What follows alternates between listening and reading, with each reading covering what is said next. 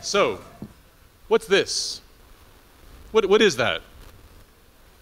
Yes, it's a beach, but no, it's not a beach. Today it is sustainability, and today it's the future. And if we're trying to engage consumers at scale, and the last mile of the sustainable development journey has been getting to the demand. How do people want and demand and fight for and thirst for and crave sustainability? That's what we need to do. We need to kind of get people to want the beach. They want to go there. We want to go there. And I think if we look back 20 years, historically, we've had this sort of strange approach to the beach. In some ways, we said sustainability is a place. We don't know what it looks like, but it's a place.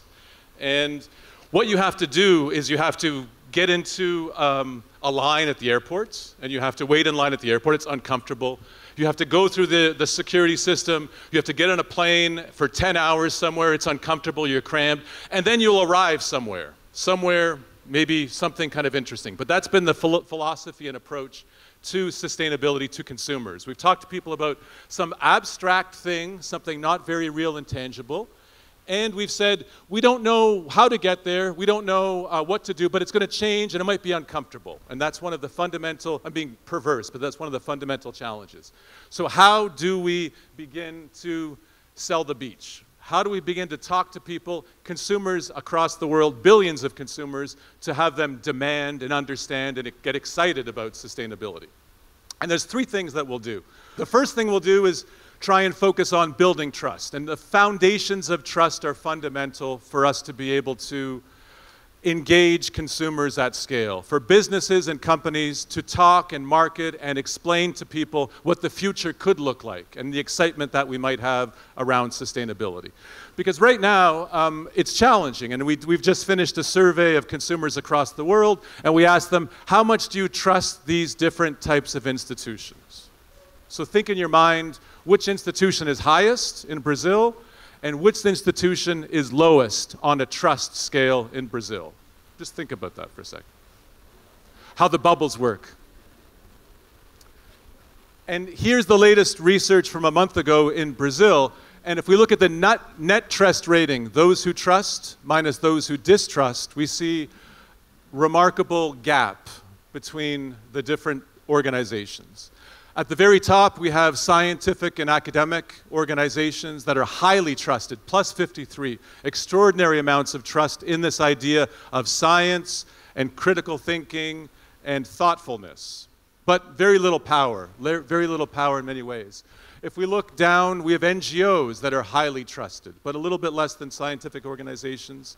And then we get into business. And business in Brazil is not fantastic, it's not terrible, and it's certainly beautiful in comparison to governments and media. We see this collapse, this systemic collapse in trust in a foundational institution like government. And we know this is not sustainable, and we know to try and sell the beach, we need governments and NGOs and academia and business and everyone working together to try and create that. But here's the foundation. We have a fundamental challenge in trying to build trust in business to be able to engage consumers. And if we look very simply in all the work that we've done across the world and across sectors, there's a simple formula, very complicated to execute, but a simple formula that gets to trust in a thick trust way, a very foundational, deep level of trust. And it's around what do you do, your competency, the functional benefits of what you do, how you do it, the emotional, human, are you transparent, are you open, are you caring, are you empathetic, are you warm, these very human elements, and why you do it, some sort of purposeful frame, a narrative, clarity around your motivations and your intentions. Now this is not new, this is sort of deep in psychology, but very rarely do companies do all three of these all the time consistently.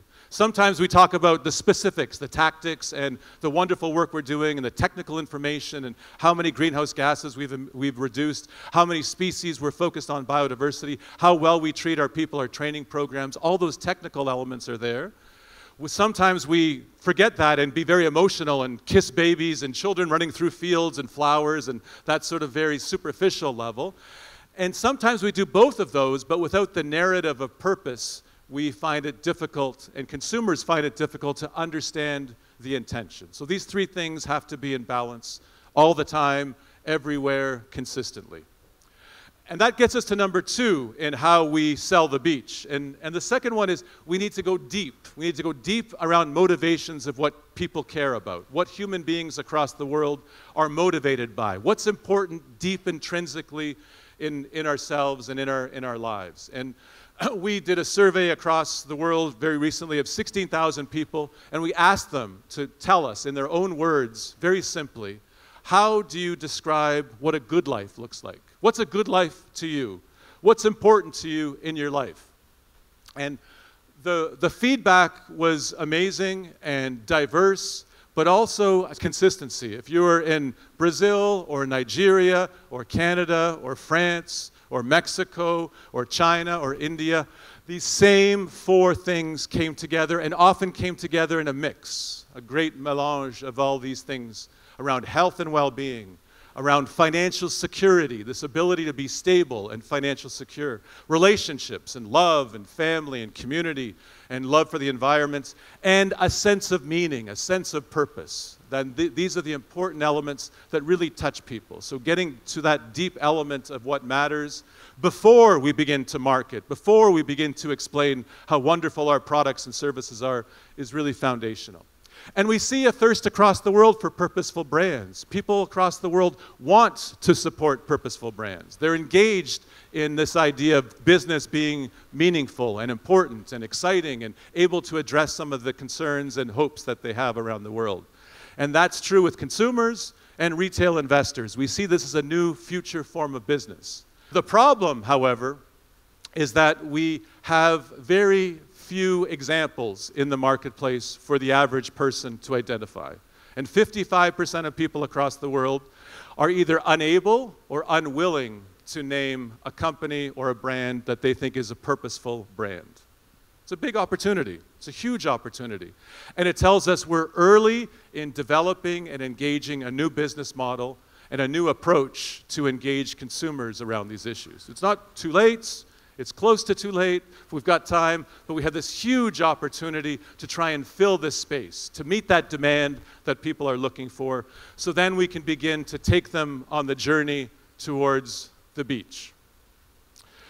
The last piece is maybe the most exciting piece from our perspective. And so we want to build trust. We need to understand what matters to people. We need to understand that business is on the back foot and we have to prove ourselves. We have to demonstrate what business can do and what brands can do. We also need to be able to understand deeply what matters to people and engage at that level. And then we have to target strategically. Who do we talk to? How do we know the marketplace is ready to speak to us? And that's where we need to focus now.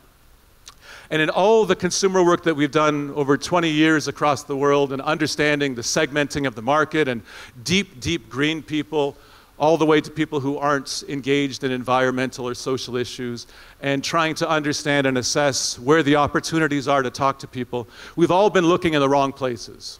We've been looking from a perspective of those who have behaviors and concerns and expressions of interest that are consistent. So those people who say, I care about the environment, I care about society, I care about a new economy, and I behave in certain ways. I recycle, I'm engaged in supporting NGOs, I try and support organizations that are pure and important.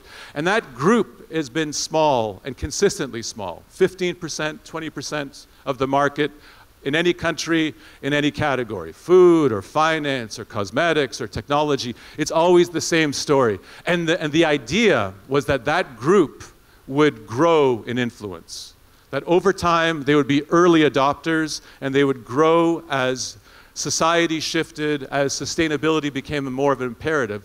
But it's been the wrong approach, and we'll look why in a second.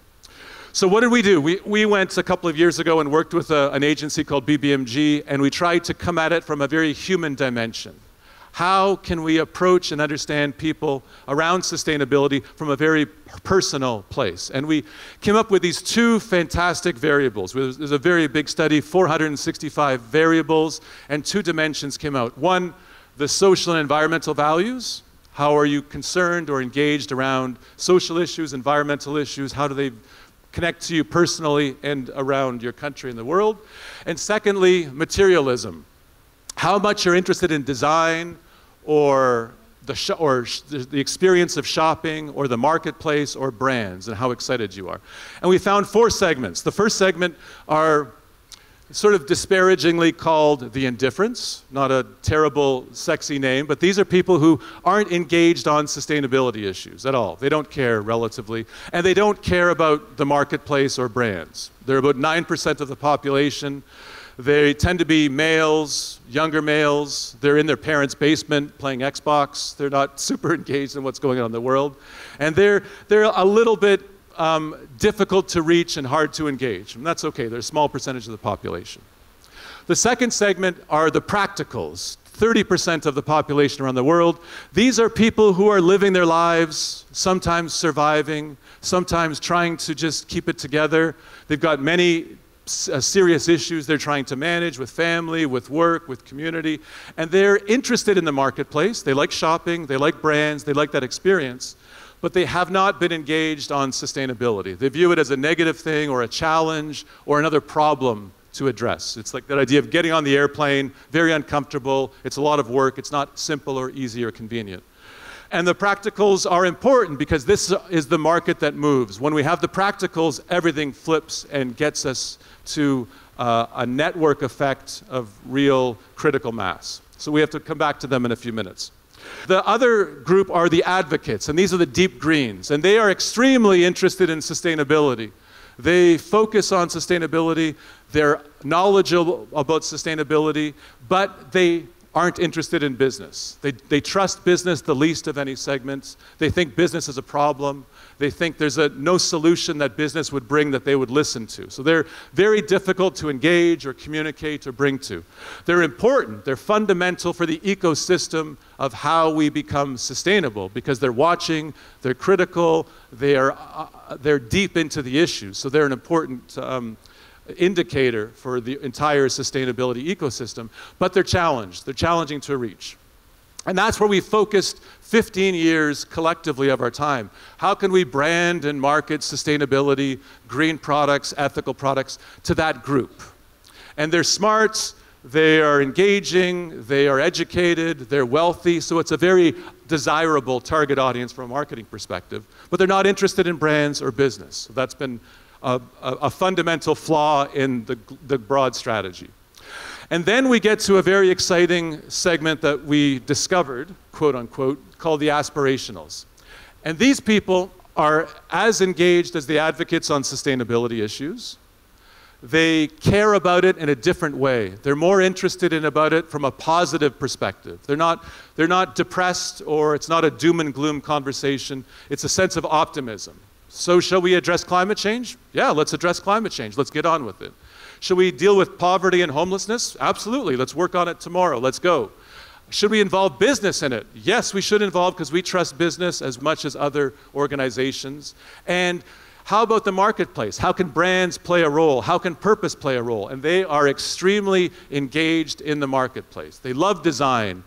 They love to be involved in conversations around what's new, what's novel, what's cool, what's exciting. They're more female than male. They're younger, but not exclusively young. They're Gen Xers, they're millennials, but they're also grandmothers and grandfathers.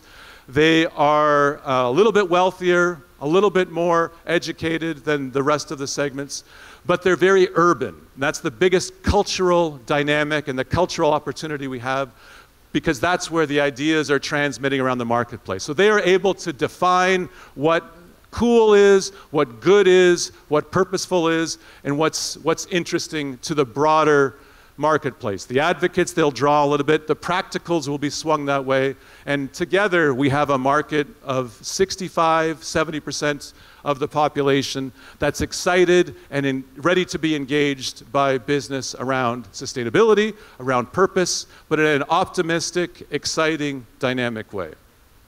We see that there's a growth in this segment, that there's momentum behind this aspirational attitude and behavior and psychographic perspective. That's exciting.